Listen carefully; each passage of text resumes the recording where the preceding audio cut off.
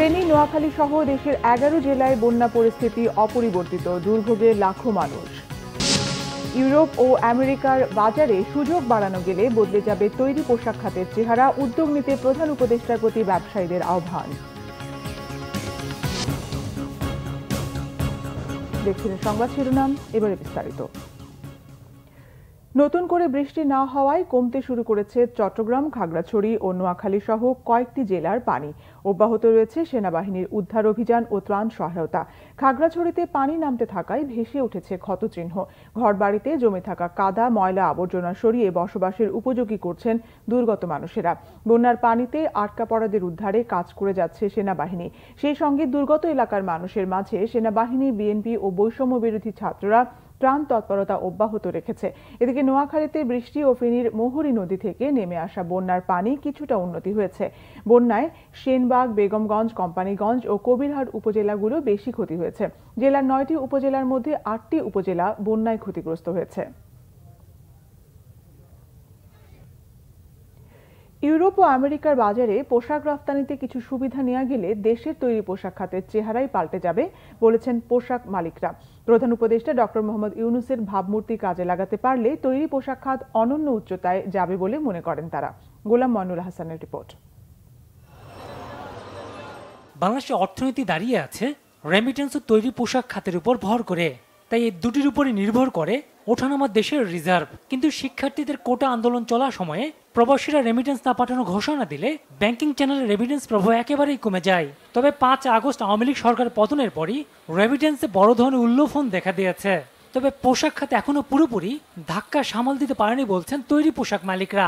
Doctor Yunus একটা brand, যে আমাদের বড় বড় ব্র্যান্ড এবং বায়ারদের যে মানে শীর্ষ ব্যক্তিবর্গ, মালিক বা যারা আছেন, তাদেরকে বাংলাদেশে ইনভাইট করে এনে তিনি বসে এখানে তাদের সাথে কথা বলবেন, তাদের যে আস্থাটাকে ফিরিয়ে আনার জন্য, কনফিডেন্স লেভেলটাকে বাড়ানোর জন্য তিনি এই কাজটা করতে প্রস্তুত আছেন। এটা আমাদের জন্য একটা বিশাল প্রাপ্তি।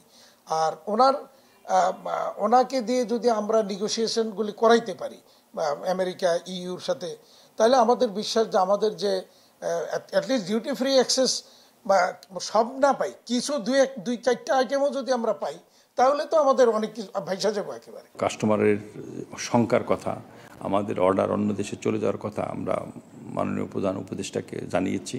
উনি বলছেন যে উনি দরকার হলে বিদেশিদের সাথে, যারা বাংলাদেশের ব্যবসা করে, তাদের সাথে উনি বসবেন। কাস্টমারকে বোঝানোর চেষ্টা করছি, দেখো তোমাদের যে শিপমেন্টগুলো আমরা টাইমলি দিচ্ছি, তোমাদের কোনো কিছুতে বিঘ্ন ঘটছে না, পোর্ট ঠিকমতো কাজ করছে। আগামী জানুয়ারি মৌসুমে ক্রেতাদের কাছ থেকে প্রত্যাশিত অর্ডার আশা করছেন তৈরি পোশাক মালিকরা। অর্ডার কম ছিল গত বছর, এই বছর বেড়ে গেছে অর্ডারগুলো। যদি আইন শৃঙ্খলার কোনো অবনতি না হয়, যদি আমাদের ব্যবসাতে কোনো বাধার সৃষ্টি না করে, যদি কোনো লেবার আনরেস্ট না হয়, তাহলে ডেফিনেটলি আমরা গত বছরের চেয়ে ভালো করব। নেক্সট সামারের অর্ডারগুলি, অর্থাৎ জানুয়ারি অনওয়ার্ড যে অর্ডারগুলি আমরা পাবো, অর্থাৎ যেগুলি মার্চ মাস থেকে শিপমেন্ট হবে, সেখানে গিয়ে হয়তো আমরা একটা ভালো কিছু আমরা আশা করতেছি এবং আমরা চেষ্টা করতেছি বায়ারদের সেই কনফিডেন্স লেভেলটা যদি বাড়ানো যায়, তাহলে আমাদের বিশ্বাস যে অর্ডার আমাদের এখানে আরও পর্যাপ্ত অর্ডার আসবে। ব্যবসায়ী নেতারা বলছেন গত 1 বছর তৈরি পোশাকের রপ্তানি ঋণাত্মক ধারায় ছিল, যদিও সরকার এটিকে বাড়িয়ে দেখিয়ে আসছিল। সরকার বা ইপিবি তথ্য দিয়েছে, বা সবসময় ভুল তথ্য দিয়েছে সবসময়। গোলাম মইনুল হাসান, বাংলা ভিশন, ঢাকা। বিগত সরকারের প্রভাবশালী উপদেষ্টা সালমান এফ রহমানের রোষানলে পড়ে শেষ হয়ে গেছে বিশিষ্ট ক্রীড়া সংগঠক ও ইন্ডেক্স গ্রুপের কর্ণধার শফিউল্লাহ আল মনিরের জীবন। মিথ্যা মামলায় খেটেছেন, ভেঙেছে তার সংসার। মানিক মাহমুদের রিপোর্ট। পৃষ্ঠপোষকতার অভাবে একসময় দেশের বিভিন্ন ফেডারেশন যখন ধুঁকছিল, তখন সহযোগিতায় এগিয়ে আসেন ক্রীড়া অনুরাগী শফিউল্লাহ আল মনির ও তার ব্যবসায়িক প্রতিষ্ঠান ইন্ডেক্স গ্রুপ। পৃষ্ঠপোষকতা করে ক্রিকেট, হকি, আর্চারি, শুটিং, ভারোত্তোলন, সাইক্লিং সহ বিভিন্ন ফেডারেশনে, জাতীয় এবং আন্তর্জাতিক পর্যায়ে বিভিন্ন টুর্নামেন্টে রাখে বড় অবদান। সফল ব্যবসায়ী মনিরের দিকে লোলুপ দৃষ্টি পড়ে বিগত সরকারের প্রভাবশালী এক উপদেষ্টার।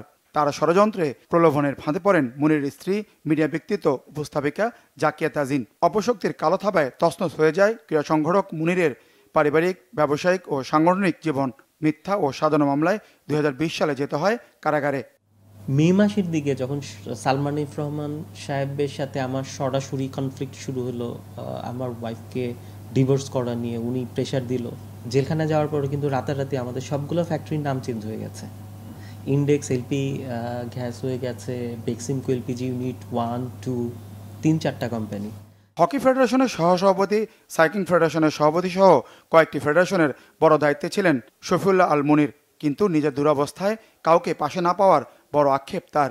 মুনিরের কারাবাসের সময় আবারও পৃষ্ঠপোষক সংকটে পড়ে ফেডারেশনগুলো, হয়নি হকি লিগ সহ অনেক টুর্নামেন্ট। আমরা কিন্তু প্রচুর স্পন্সরশিপ প্রোগ্রাম করতাম, আমরা অনেকগুলো জাতীয় স্পোর্টসের আমরা স্পন্সর ছিলাম, সেগুলোর থেকে তো বঞ্চিত হয়েছে। আমার জেলখানায় বসে খুব খারাপ লাগতো যে আমি পেপারে স্পোর্টস পেজটা সবসময় দেখতাম যে কেউ প্রতিবাদ করছে কিনা। প্রায় 12টা ফেডারেশনে আমি কম বেশি স্পন্সর করেছি, 10 থেকে 12টা ক্লাবের স্পন্সরশিপ। একটা ক্লাব, একটা ফেডারেশন কিন্তু একটা ফর্মাল বিবৃতি দেয়নি। সালমান এফ রহমানদের মতো লোকরা স্পোর্টসকে যে আপনি ভালোবাসবেন, এই ভালোবাসার জায়গাটাকে নষ্ট করে দিয়েছে, বিশ্বাসের জায়গাটাকে তারা ভেঙে দিয়েছে, ধ্বংস করে দিয়েছে। ক্রীড়া সংগঠক মুনির আবার ফিরতে চান ক্রীড়াঙ্গনে, কিন্তু কবে ফিরবেন জানেন না। বিভৎস যন্ত্রণায় মানসিকভাবে বিপর্যস্ত এই ক্রীড়া সংগঠক। স্ত্রী তাকে ছেড়ে চলে গেছেন, মুনিরের অন্তর জুড়ে ছেলে জেন। অথচ কত বছর দেখা হয় না সাবেক স্ত্রীর কাছে থাকা 9 বছরের প্রিয় সন্তানের সাথে। সবকিছু হয়তো কোনো একটা সময় আমি ভুলে যাব, এই ট্রমাটার থেকে আমি বের হয়ে যাব, কিন্তু আমার সবচেয়ে কষ্টকর যে জায়গাটা, আমার ছেলের পুরো পৃথিবী জুড়ে ছিলাম আমি, রাত্রেও আমার সাথে ঘুমাতো, প্রত্যেকটা মুহূর্ত আমি ফিল করি আমার বেবিকে। জেনকে আমি দেখি না 3 বছর 122 দিন। মানিক মাহমুদ, বাংলা ভিশন, ঢাকা। এ ছিল এখনকার মতো। পরের সংবাদ দুপুর 2টায়। এর আগে একটায় রয়েছে নিউজ টপ 10 দেখার আমন্ত্রণ রইল। এছাড়া বাংলা ভিশন সংবাদ ও সংবাদ সংশ্লিষ্ট অনুষ্ঠান দেখতে ভিজিট করুন www.bbnews24.com ও facebook.com/banglavisionnews এবং সাবস্ক্রাইব করুন youtube.com/banglavisionnews। ধন্যবাদ।